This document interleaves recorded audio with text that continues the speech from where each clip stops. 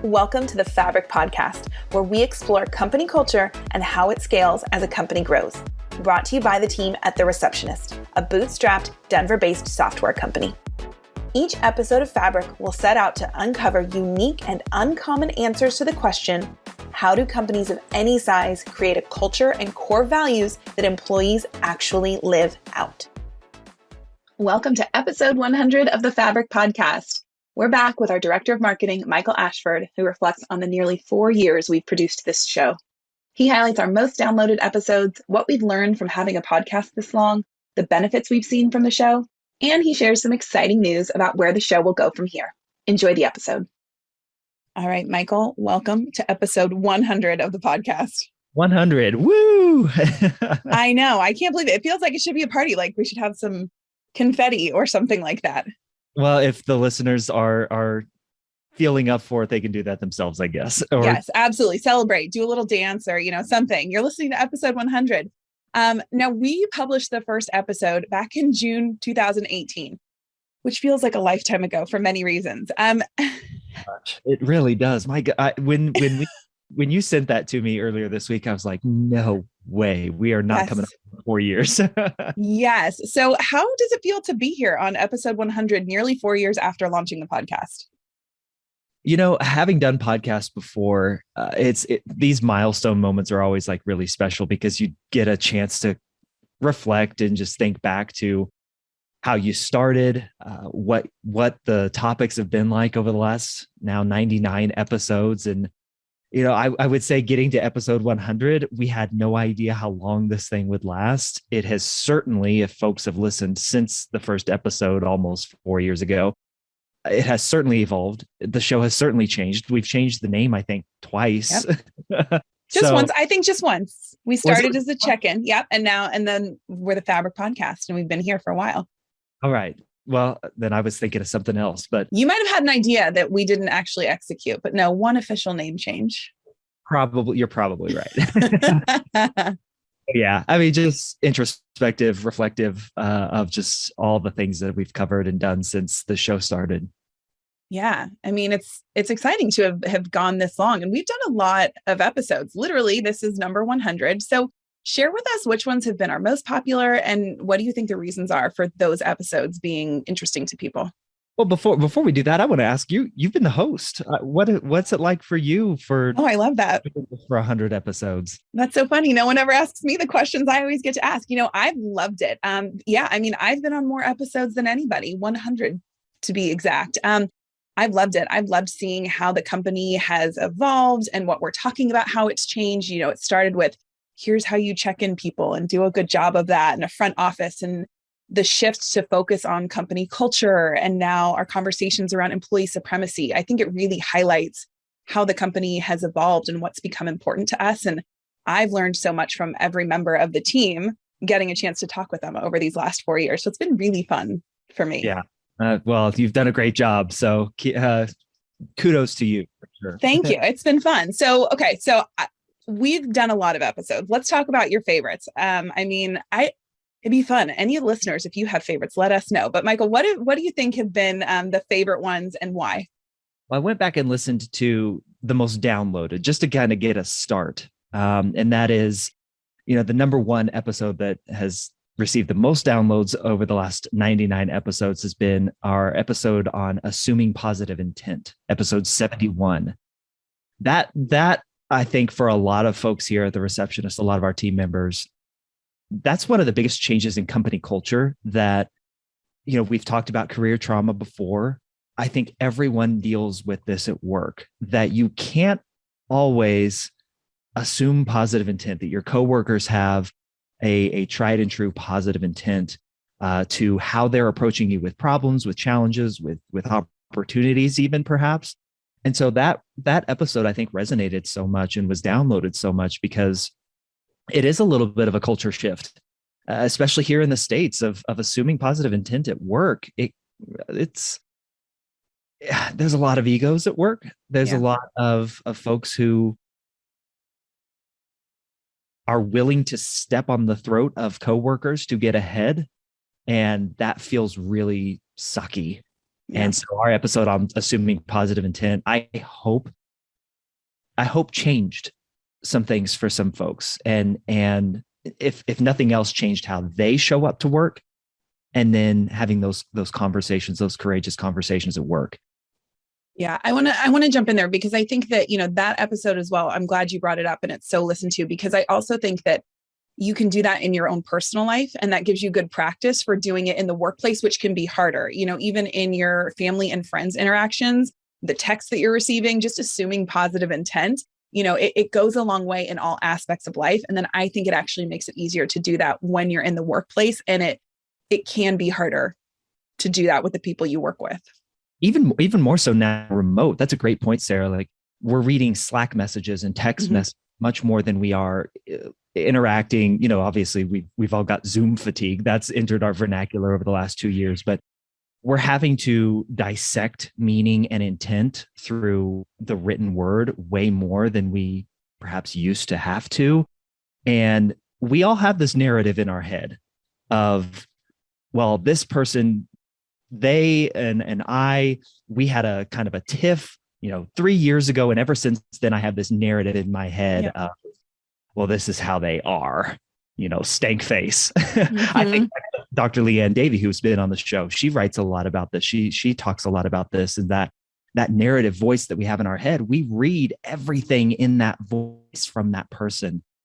And it can be really hard to recognize, oh, I may have this wrong here. I need to assume that they have a good intent here. So I appreciate Dr. Leanne Davey being on the show to talk about that as well. Absolutely. What other episodes do you want to highlight as favorite ones?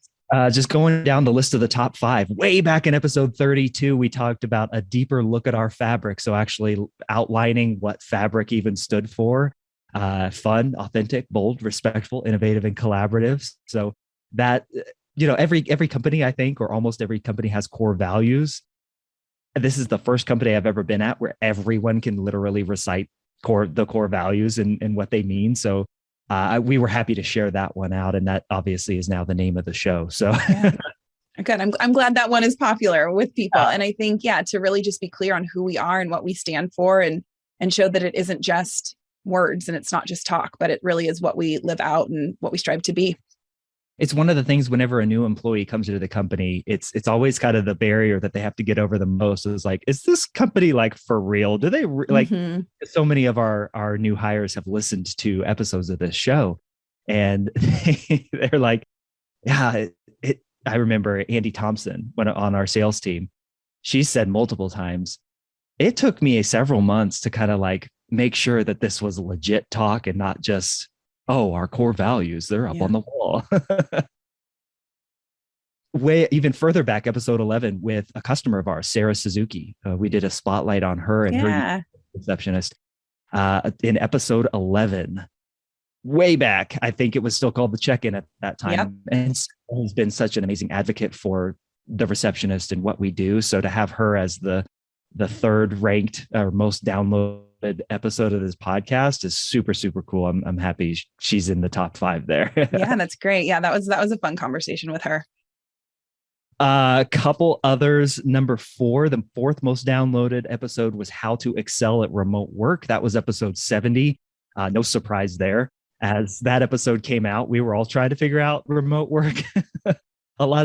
Some of this is like thematic to the time in history that we're living in, because episode 5 is also all staff meetings, how to not make them suck. That was back in episode 12. Now that was again before COVID times, but that work life, that work culture, and certainly now adapting to what we've been through, going through the last 2 years. That's an interesting part, Sarah, is doing this show through this time and having it be a show about company culture and treating employees right. It's been interesting as even what a company looks like and how it's comprised. We've had to adapt with that as well. And you've seen the evolution of that on the show.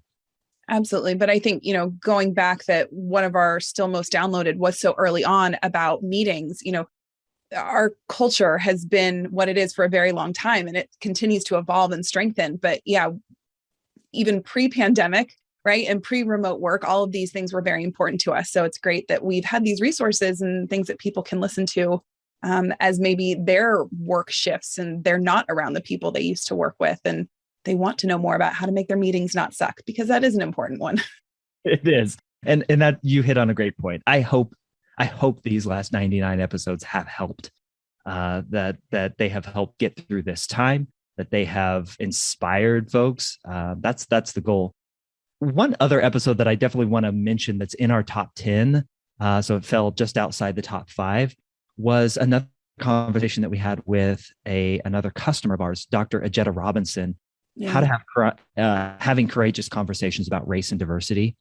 That happened not too long after the George Floyd murder in 2020. And of course, we were also dealing with the pandemic and the political turmoil that was going on. And, that has always been, as a member of the leadership team here at The Receptionist, we have continued those conversations to be cognizant of the fact that we're not as diverse as we would like to be from a race standpoint, from gender, sexuality. We want to make sure that we are representative of the population that we serve with our product, who runs the gamut, right? So that episode being so high up there, and one that sticks in my mind of just how important that conversation was, I'm really glad we were able to have that conversation here on this show.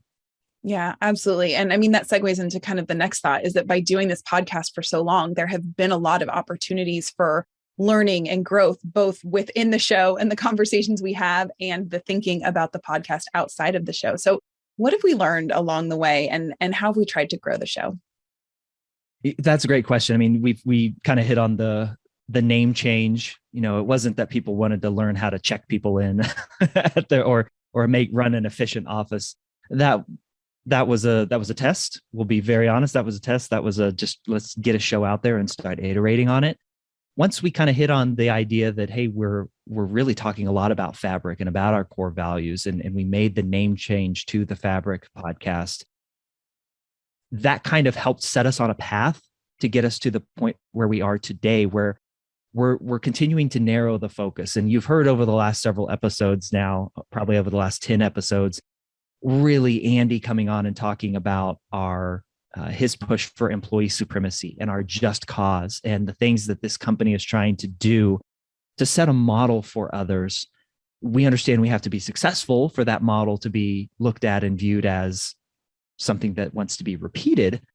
But that's probably been the biggest learning for me, at least. I don't know about you. I'd love to hear your thoughts too, Sarah's. Just the continued iteration of the message and where we want to focus this. And that goes into what we're going to do moving forward, is really continue to dig deep and use this show as a platform for talking about employee supremacy, trying to change the model from simply shareholder supremacy. This will be a platform for that. But I'd love to hear from you. Like, what about you? What have you learned? I've learned a lot. And I would agree that in the last handful of months, as we have talked more about employee supremacy, but even earlier than that, because we've been talking about how to take care of your team and how to create, a good work environment. It's given me a lot of food for thought when in an opportunity to manage other people. How do you help them feel successful? How do you give them autonomy? How do you create a positive working environment for everybody? So yeah, I've really enjoyed, especially hearing Andy's perspective, the talks we've had about Simon Sinek. All of that has been really interesting to have conversations about, and then continue to mull over and consider in my role, how can I use that? Because it's really important that we take care of the people that we work with, and that we create strong work environments. So I've enjoyed that a lot, and I continue to think about those things long after we finish recording. That's awesome. Love that. Yeah. Now, I know we've all enjoyed the podcast, but where does it fit into the company, and what benefit have you seen from it? So that's been an interesting kind of evolution. We, full transparency and honesty. That's what I love about the show, is we have these conversations internally, and then we turn around and tell all the listeners about a lot of the details of what we talk about here internally. We started the show, as I think a lot of B2B marketing type podcasts go, to really be a brand play, to get people to learn more about us through the power of podcasts, and in hopes that they check out what we do in the visitor management system that we provide. What was the question? I just lost my train of thought. Well, where does it fit in and what are the benefits? Yeah. So it hasn't been that. Like it hasn't been that. As a marketer, it pains me to say that, but it really hasn't. What it has been a wonderful platform. It's been a wonderful platform to spread a message of how we as people are trying to operate this company. I think a lot of businesses and brands are kind of seen as the business or the brand. I love the fact that we've been able to have Scott and Dylan and Tom and Andy and just so many of the team on this show to actually put a voice to the people who are trying to make this engine run. The other thing that it's done is it has been a fantastic recruiting tool. Like how many folks have come on over the last 4 years? If I think about it, almost all of them in their interviews have said, I listened to the show and I knew this is where I wanted to be. And so you just can run down the list of folks that we've introduced on this show as new hires. They're still with us. Our retention rate on employees is incredibly high. Lila, our recruiter, she does a phenomenal job. And this show is a huge part of making sure that we find candidates who align with Fabric. Mm-hmm. And that I think was unanticipated when we first started the show. Yeah, absolutely. So given where we started nearly 4 years ago and how it's evolved and that it didn't exactly do what you thought, but it's doing these really great things, where does the show go from here? Well, that's kind of the drum roll please moment. Yeah. This is your last episode as the host of the Fabric podcast. And Fabric, the A in Fabric is authentic and full authenticity and transparency. You're not a full-time employee of The Receptionist. You work with a fantastic, amazing company called Audience Ops that has produced this show through 100 episodes. And we're at the point where we're going to bring the show in-house. I'm going to host the show, and we're going to also scale back on the amount of episodes, perhaps lengthen them out a little bit, utilize our studio space as we start to get back into the office a little bit more and not quite as remote as we have been over the last couple of years, and just continue to bang this drum of employee supremacy, our just cause to build a world where company profits are used to be in service of employees in the community. And where that takes us, I'm excited for the conversations, but I just want to thank you, Sarah, for it. You have woven yourself into the fabric of this show, our company, so splendidly that it's bittersweet. I do want to take the show and move it into another new phase, but just thank you for all the work that you've done to host the show through 100 episodes.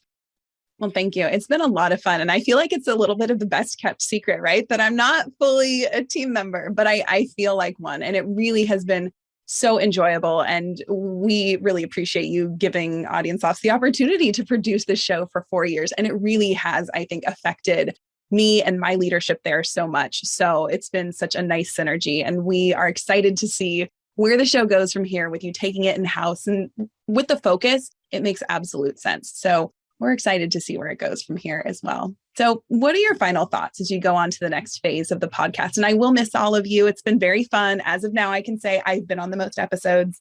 So it's been great. It's nice to wrap up at 100. But what are you thinking or feeling as you go into this next phase? Yeah, just excitement to kind of plan out. We haven't come up with a like, this is exactly how it's going to go yet. We'll figure that out. There may be some, I produce podcasts in my own time. So I'm excited to get my hands on this one, full time. And James will be our creative manager, creative manager.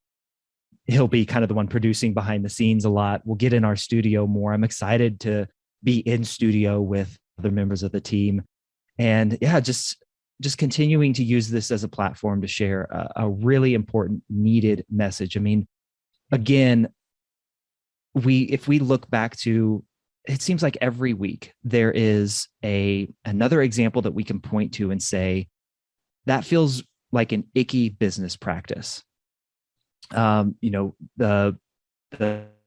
CEO a few weeks ago that laid off 900 employees over Zoom.